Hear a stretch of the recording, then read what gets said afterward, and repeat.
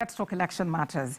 As predicted by many political pundits of a tight contest among the three main contenders in the 2023 presidential election, the February 25th poll came with all these elements. TVC News political desk takes a look of the review of this unique poll, where the winner, Bola Tinubu, won 36.61% of the total votes, having fulfilled the constitutional requirements to be declared winner. Bola Ahmed of the APC, having satisfied the requirements of the law, is hereby declared the winner.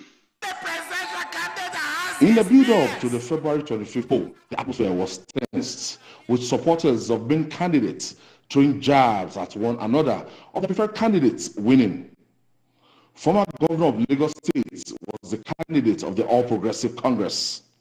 Former Vice President Atiku Abubakar was the flag bearer of the People's Democratic Party, and former governor of Anambra State, Peter Obi, was the presidential hopeful of the Labour Party. As always, we'll engage with stakeholders across the board to ensure a more participatory approach so that the exercise is seamless. The electoral umpire, against all odds, to postpone the exercise shocked many by standing with the February 25th date. As expected, the exercise was not without challenges, especially with the deployed equipment, with INEC temporarily set aside, resulting to the manipulation signed by party agents. And the future challenges that we are facing and the steps that we have taken to address those challenges is the currency issue.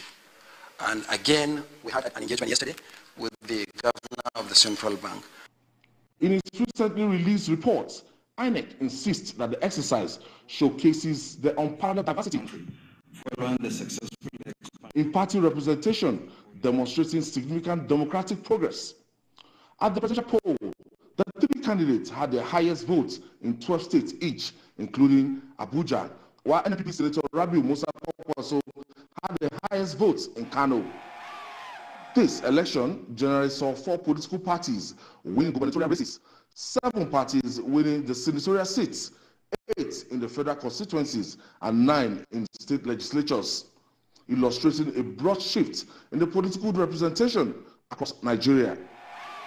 Anybody will come, he go say, he don't go bank, stand tight, and they give money.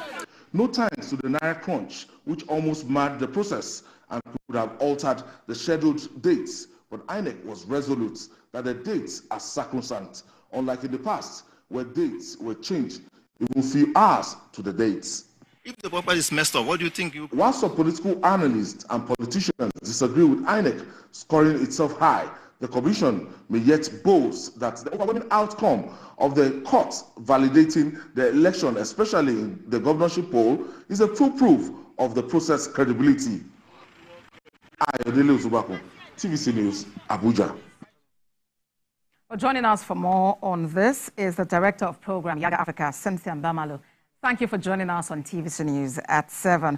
Well, I'm sure you have studied the INEC report, and the electoral umpire seems to have scored itself quite high. What is Yaga's Africa's reaction to this? Good evening. And I think first, there's been a lot of anticipation for the INEC's report. It's 1 year, actually. Yesterday, 25th, to be 1 year since the presidential elections, and we're hoping the Commission releases report earlier. And so I'll say first, we're hoping it came out earlier. However, it's about a 500 and something page report. So it's commend the Commission for at least putting together the report and sharing it to the public. And that's the first point of the conversation.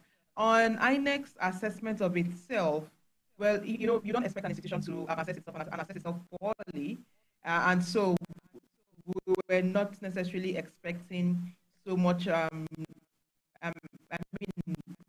it's what we saw in the report is what you usually expect from public institutions, which was where one of our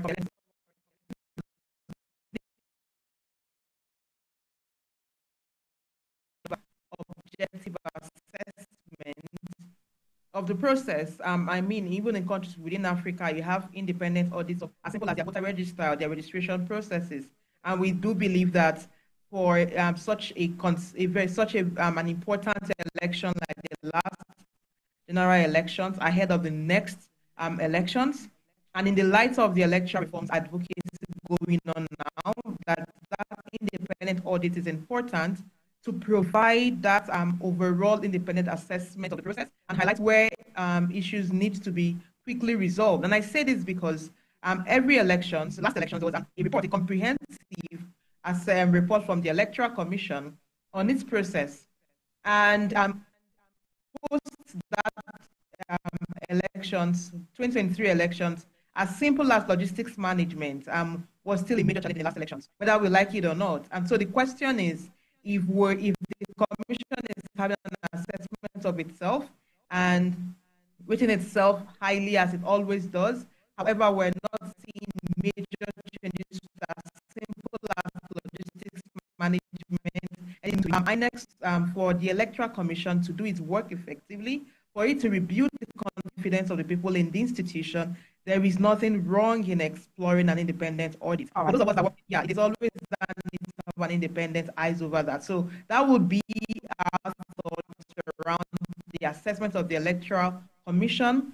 However, the report is in-depth and it does highlight some positive that were in the elections and some of the challenges that were observed in the elections. All right, then. So let's see what happens in the days ahead. Cynthia Mbamalu is Director of Program, Yaga Africa. Thank you so much for talking to us on TVC News at 7. Thank you.